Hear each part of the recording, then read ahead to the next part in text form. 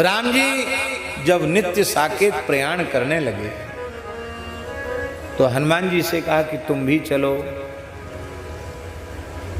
हनुमान जी एक रूप से वहां भी हैं, पर इस मृत्यु लोक में हनुमान जी ने क्या कहा सुनने योग्य। वाल्मीकि रामायण का श्लोक है। हनुमान जी ने कहा, यावत् तव कथा लोके प्रचरिष्यति पावनी तावत् स्थास्यामि देहेऽस्मिस्तवाज्ञा मनुपालयन्। जब तक इस धरती पर आपकी कथा होती रहेगी तब तक आपकी आज्ञा का पालन करता हुआ मैं इस धरती को छोड़कर कहीं नहीं जाना चाहता हूं।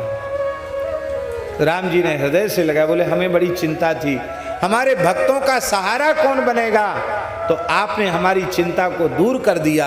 आप एक रूप से मेरे नित्य धाम में रहेंगे और आप एक रूप से सदा मृत्यु लोक में निवास करेंगे। तो अब सबसे बड़े बेटा को गद्दी पर बिठाया जाएगा, कुशलभ को अलग अलग राजा बनाया गया, लेकिन अयोध्या की गद्दी पर हनुमान जी को बिठाया गया। हनुमानगढ़ी चारों लाल जी पीछे खड़े हैं और हनुमान जी सिंहासन पर विराजे हैं। और अयोध्या इस संपूर्ण पृथ्वी नहीं ब्रह्मांड का सर्वोपरि नगर है, राजधानी है। इसलिए भैया सारी धरती के राजा हनुमान जी हैं।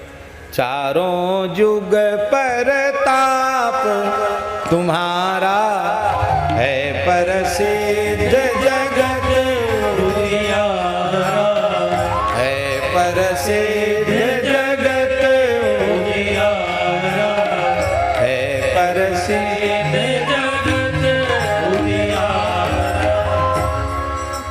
हनुमान जी कहीं धरती छोड़ न दें, इसके लिए भगवान ने इस धरती पर ही किम पुरुष वर्ष में जहां रघुनाथ जी नित्य स्वरूप से विराजते हैं और हनुमान जी वहां के पुजारी हैं, तो वहां महाराज जी हनुमान जी धरती न छोड़ें, इसके लिए भगवान ने व्यवस्था बना रखी है। आर्ष्टिसेन नाम के गंधर्वराज, क्या नाम है उनका, आर्ष्टिसेन, वे वीणा मुर्ज मृदंग आदि वाद्य बजा करके ताल स्वर और मूर्छना से युक्त होकर के श्री रघुनाथ जी का निरंतर यश गाते रहते हैं। 24 घंटे वो विराम नहीं लेते हैं कि थोड़ी देर के लिए पखावज बंद कर दें, थोड़ी देर के लिए बांसुरी बंद कर दें। 24 घंटे वो गाते रहते हैं, क्योंकि भगवान ने उनको शक्ति दे रखी है। और अहर्निश हनुमान जी उसको श्रवण करते रहते हैं। हनुमानगढ़ी हनुमान जी में, अयोध्या जी में नित्य प्रति हनुमान जी को वाल्मीकि रामायण सुनाई जाती है। नित्य प्रति 20 सर्ग रोज सुनाए जाते हैं। कितने? 20 सर्ग। सैकड़ों वर्षों से परंपरा चली, आज तक बंद नहीं हुआ। जहां जहां हनुमान जी विराजमान हो वहां यदि नित्य श्रीमद् वाल्मीकि नित्य श्री रामचरितमानस सुनाया जाए तो हनुमान जी उस स्थल को छोड़कर कहीं नहीं जाते।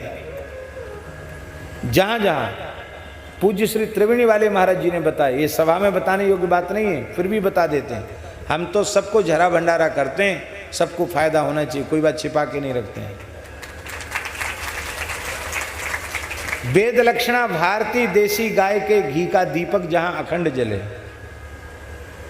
अखंड रामचरितमानस का पाठ हो और अखंड संकीर्तन हो, ये 3 काम जहां अखंड होंगे वहां भगवती लक्ष्मी नृत्य करती रहेंगी, वहां अष्ट सिद्धि नवनिधि का विलास होता रहेगा, किसी चीज की कमी वहां नहीं पड़ेगी।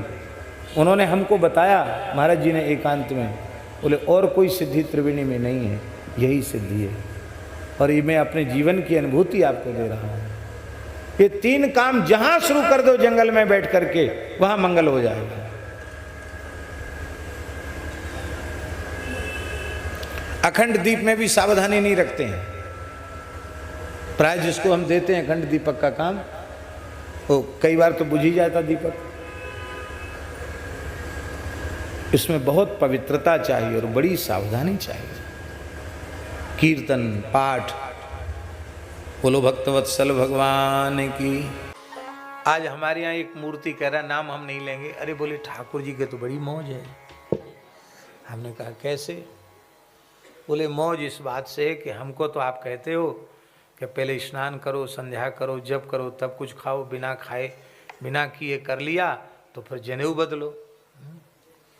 और यहाँ तो बड़ा आनंद है, सवेरे उठे न दातुन, खाली हाथ मुंह धोए और बढ़िया चकाचक रबड़ी और मलाई और पुआ। अरे मैंने कहा बड़े भोरेपन से पूछा, ऐसे नहीं कोई चतुराई से नहीं पूछा। हमने कहा देखो भाई, ये तो ठाकुर जी की लीला अद्भुत है, अनुपम है। ये जो लीला है ये प्रकट लीला नहीं है, ये नित्य लीला है, जिसे नित्य विहार कहा जाता है।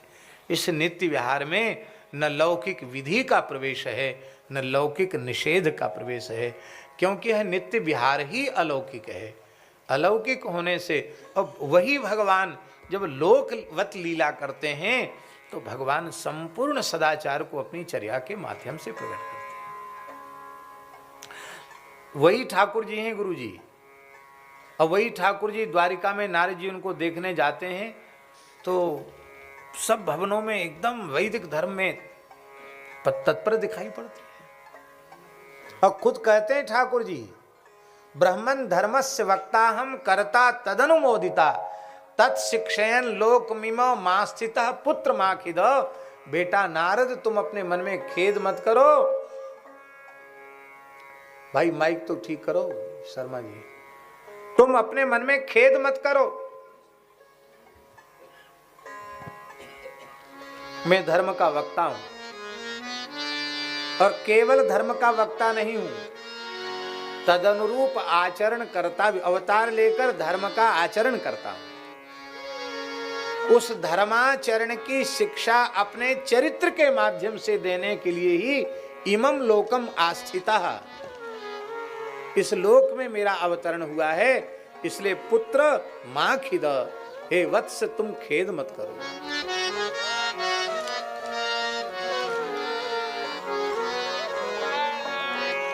इसलिए भैया जी दोनों लीला का रसास्वादन करना है। लोक व्यवहार में वर्तमान जीवन में भगवान की प्रकट लीला के अनुसार वैदिक सदाचार का आदर करते हुए अपना जीवन निर्वाह करना है और उस अलौकिक भाव राज्य में, रस राज्य में युगल प्रिया लाल की इस मधुर लीला का रसास्वादन करना है, चिंतन करना है, अष्टयाम में उनकी मानसी सेवा करनी है। वहाँ ज़्यादा चक्कर की बात नहीं। देखिए एक बात है, सब लोग बहुत ध्यान से सुने, आप लोग अन्यथा मत मानना। किसी व्रत उपवास आदि का निषेध नहीं है। शास्त्रीय विधि निषेध का जैसा आदर है वो यथावत अपने स्थान पर है।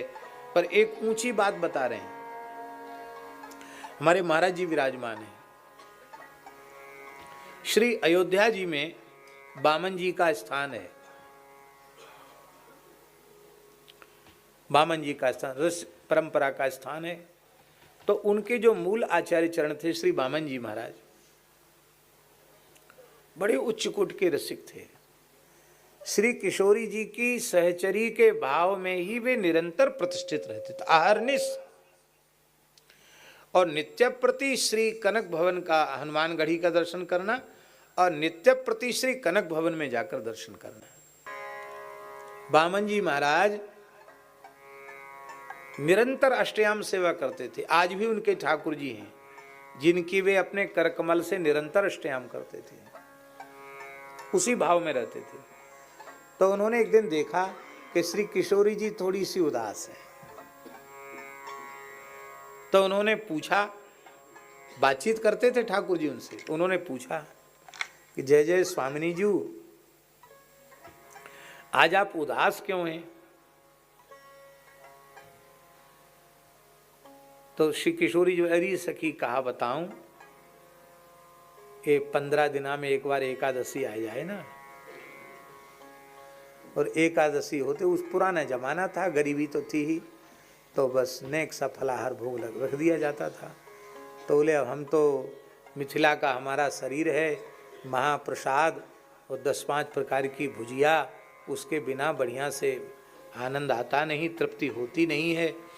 और ये रोज महीना में 2 बार एकादशी, हर पक्ष में 1 बार आ जाती है, महीना में 2 बार एकादशी, तो एकादशी आती है तो उसी कल की एकादशी का चिंतन करके थोड़ा हमारा मुख उदास होगा। हाँ हाँ हाँ। बामन जी बोले कि बलिहारी जाऊं स्वामिनी जी, एकादशी को जहाँ जाने हो जहाँ एकादशी, हमें एकादशी से प्रयोजन नहीं है, हमें तो आपके सुख से प्रयोजन है। आपको मुख कमल खिलो रहना चाहिए। और बड़े प्रेम से उन्होंने ठाकुर जी को जैसे रोज राय भोग बनाते थे, दाल भात खीर फुल्का साग जो कुछ भी रोज बनता था चकाचक बनाया, भोग लगाया। अब भोग लगाने के बाद फलाहार भी बना, ऐसा नहीं कि फलाहार न बनाओ, फलाहार भी बनाओ, भी भोग लगाया। तो भैया जिनकी एकादशी में निष्ठा हो वे फलाहार करें, और हमारे तो किशोरी जी को जिसमें प्रसन्नता होगी हम करेंगे। अब भोग लगाया, भोग लगाया प्रेम से पाया। आज तो कोई प्रतिबंध रह ही नहीं गया, सब मनमुखी हो गए और कोई किसी को कुछ कहने वाला है नहीं, किसी का न संकोच है न किसी को भय है। अब हम लोग बाबा जियों में भी साधुओं में भी मनमुखी प्रवृत्ति हो गई। आहार विहार वेशभूषा, हमने सुना है कि अब तो साधु लोग भी चड्डी कच्छा पहनने लग गए हैं, लंगोटी छोड़ दिए। अरे राम राम, क्या दशा हो गई, कटिंग कराने लग गए। भैया ये भेष भगवान का है, गुरुजनों ने कृपा करके दिया है, इस वेश की मर्यादा जीवन भर माननी चाहिए, मनमुखी रूप से नहीं चलना चाहिए। गुरुजनों ने जो कृपा करके दी, हम लोग कहते भेष भगवान का, तो भगवान का भेष बिगाड़ रहे हो, ये भगवान के भेष के प्रति अपराध, भगवत अपराध है। मनमाना नहीं चलना चाहिए, शास्त्र के अनुसार ही चलना चाहिए। तो वो जमाना था, उस जमाने में तो बड़ी हल्ला, इस बात का बहुत हल्ला मच गया। अरे बामन जी महाराज बताओ, इतने बड़े महात्मा, एकदम उन्होंने धर्मशास्त्र की विधि का अतिक्रमण कर दिया और भगवान को भोग लगाया। और तिल का ताड़ बनता है, तिल का ताड़ जानते हो, कोई करे इतना और फिर उसको लोग लंबा चौड़ा कर देते हैं। पूरे अयोध्या जी में हल्ला हो गया। अरे बोले इसको सजा जरूर मिलनी चाहिए। अब 2 तरह के लोग थे, कुछ लोग तो कहते थे अरे भाई बहुत उच्च कोट के रसिक महात्मा हैं, उनकी बात अनुकरणीय नहीं है, उनके लिए ठीक है, बाकी उनको कुछ कहना नहीं चाहिए। है क्यों नहीं कहेंगे, अयोध्या जी में रहेंगे, मनमुखी ढंग से रहेंगे, ये बिल्कुल नहीं चलेगा। तो श्री हनुमानगढ़ी के हमारे श्री नागा महानुभाव, नागा अतीत संन्यास जो साधु होते हैं, नागा साधु, उनको दिमाग में चढ़ गई बात। और जैसे ही आप पहले श्री कनक भवन का दर्शन करते थे और फिर श्री हनुमानगढ़ी का दर्शन करते, नित्य नियम था बामन जी का, कनक भवन नित्य दर्शन करना, हनुमानगढ़ी नित्य दर्शन करना, शरयू जी नित्य स्नान करना, ये उनके नियम थे। तो उन्होंने जैसे हनुमानगढ़ी गए तो वहाँ लोगों ने उसको बोलना चालना शुरू किया। है क्या किया, मनमुखी करता है, यूँ कर दिया त्यों कर दिया, अयोध्या जी में रहना है। अब ये बात किसको कही जाए, किसके सामने कही जाए कि हमने किशोरी जी से एकांत में हमारी चर्चा हुई, और कौन विश्वास करेगा। कासों कहो कौन पते आवे, आप चुप हो गए, कुछ बोले नहीं, वो पीटना शुरू किया। वो एकाध कोई साधु में पंचायती मार पड़ती है, एक पीटने लग जाए फिर तो रोकते सब अपना हाथ साफ कर लें। सब पीटने लग गए, बेहोश हो गए, मूर्छित हो गए। बाहर कर दिया।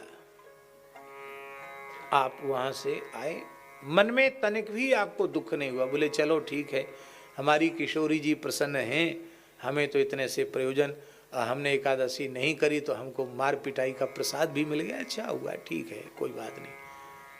पर भैया अब किसी से कुछ कहना नहीं है, अब कनक बिहारी जी का दर्शन भी वहीं से मानसी में कर लेंगे और हनुमानगढ़ी का दर्शन भी मानसी में ही कर लेंगे। अब अपनी कुंज से बाहर निकलना नहीं, अपनी स्वामिनी जी को छोड़कर, बस निश्चय कर लिया और वो भीतर चले गए।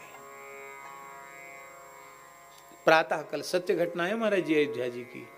प्रातः काल हुआ हनुमानगढ़ी में, सबसे पहले हनुमान जी जगते हैं अयोध्या जी में। 3 बजे 2:30-3 बजे ही पुजारियों का मंदिर में प्रवेश हो जाता है। तो जैसे ही मंदिर में प्रवेश करना चाहते थे, हनुमान जी ने मंदिर भीतर से बंद कर लिया। अब हनुमान जी भीतर से मंदिर बंद कर लें तो किसकी हिम्मत है जो भीतर घुसे? रावण सो भट भयो मुठिका के घाय को कौन खोल सकता है? सब प्रयत्न कर करके थक गए, लेकिन हनुमान जी ने द्वार नहीं खोले। दिन के 12 बज गए, हाहाकार मच गया। हनुमान जी रुष्ट हो गए, बोले अब मनाओ हनुमान जी को। साधुओं ने खूब रो रो कर पुकारा तो हनुमान जी के भीतर से आवाज सुनाई पड़ी, अब हमारे द्वार कभी नहीं खुलेंगे। और जिसने बामन जी जैसे महान रसिक संत का तिरस्कार किया है, उनकी अब उल्टी गिनती शुरू हो गई, उनका अब सर्वनाश हो जाएगा। वे लौकिक विधि निषेध से ऊपर उठे हुए महात्मा हैं। उनके जैसे संतों के दर्शन के लिए ही हम व्याकुल रहते हैं यहाँ। तो तुमने उनको आने पर प्रतिबंध लगा दिया है। उन्होंने निश्चय कर लिया कि हम नहीं आएंगे। यदि वे नहीं आएंगे तो हमारा दर्शन भी किसी को नहीं मिलेगा। सब रोने लगे, प्रभु अपराध क्षमा करो। बोले पालकी लेके जाओ, बामन जी को पालकी में चढ़ाकर कीर्तन करते हुए लेके आओ। बामन जी प्रार्थना करेंगे तो मेरा द्वार खुलेगा।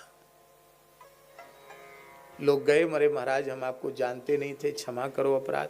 बड़े सरल थे, उनके मन में कोई अपमान का कि हमारा बड़ा अपमान हुआ, हमको गाली गलौज मार पिटाई हुई, कोई उनको अपमान नहीं। सहज भाव से पालकी को प्रणाम किया। बोले भैया हनुमान जी तो यहाँ के राजा हैं, राजा की बात प्रजा को माननी चाहिए, उनकी आज्ञा है तो सिर माथे पर, लेकिन पालकी में तो हमारे सरकार की ही शोभा है, हम तो दासानुदास हैं। और कीर्तन करते हुए पालकी के पीछे पीछे चल के आए। और ये कलिकाल की घटना है, हनुमान जी ने साक्षात उनको हृदय से लगाया। क्या करें, भक्तमाल की कथा तो घूम फिर के कहीं न कहीं से आएगी, क्योंकि संतों का भक्तों का चरित्र है ना, तो इसके रसिक श्रोता तो ठाकुर जी हैं। ये चरित्र हमने इसलिए कहा है कि ऐसा अंतःकरण जिनका हो, ऐसी अवस्था जिनकी हो, उन महापुरुषों के चरित्र का आस्वादन करना चाहिए। पर वैसी निष्ठा हमारे भीतर नहीं है, इसलिए उनका अनुकरण नहीं करना चाहिए, क्योंकि सामान्य कोटि के जीवों के द्वारा उसका अनुकरण संभव नहीं। अनधिकार पूर्वक कोई अनुकरण करेगा तो उसका लाभ, उसको शुभ नहीं होगा, उसका लाभ नहीं होगा।